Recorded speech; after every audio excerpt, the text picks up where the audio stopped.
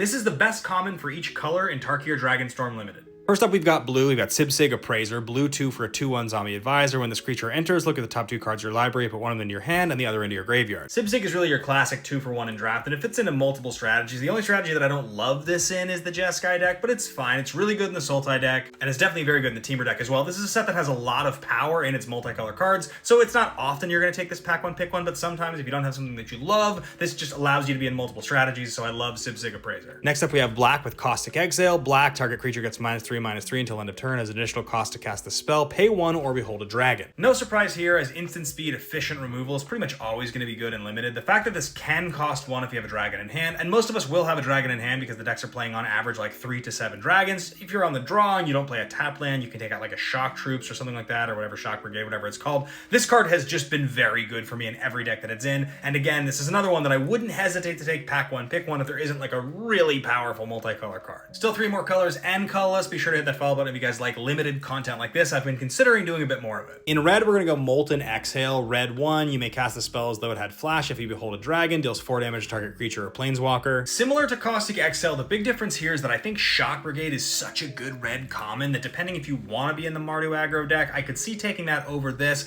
I do think Molten Exhale just barely gets the nod because once again, just like the other spell, you're going to cast this at instant speed a lot of the time, and also, if your opponent plays like an Elspeth and you have this in hand, it does allow you to get rid of it. I have a tendency to go red, so I will take this card pack one, pick one pretty often, even if there is a decent multicolor card in the pack, just because I don't want to be like beholden to a big, 3-color strategy. I like to have some optionality. In green, Anok Wayfarer I think is the best common. Green 1 for a 1/1. When it enters, mill 3 cards. You may put a land card from among them into your hand. If you don't, put a ++1 counter on this creature. Sagu Wildling, the big, dragon that gains you 3 life and you can search for a land. That's probably the other contender, or the one that, the fight spell, the bite spell, Piercing Exhale I think it's called. But I do think that this card goes into multiple strategies, and I'm almost never disappointed when this is in my opening hand, right? Like, just hitting your land drops in this format is very important, so I think that Wayfarer is the best green common. Still need to talk about white and colorless. For white, we've got Stormplane Detainment, white 2 for an enchantment. When it enters, exile target non-land permanent an opponent controls until it leaves the battlefield. It's just your basic, like, Banishing Light, Oblivion Ring effect. I just think that in this format, there's a lot of very good removal at instant speed, and so I think you want this in white more than you want Osseous Exile, which is why I think it's the best white common. There's some really problematic, huge stuff this has to get rid of. And finally, the best common in the entire set and the best colorless common is Dragonstorm Globe. 3, tap to add 1 mana of any color. Each dragon you control enters with an additional +1/+1 counter on it. There's really just so much powerful multicolor stuff in this set that being able to cast those spells, off coloring your 4th and your 5th color is very powerful. Plus the dragons, we all have so many dragons because of the omen half of these spells that when your dragons come down as 1 bigger than theirs, you win the fight, which is why this card is so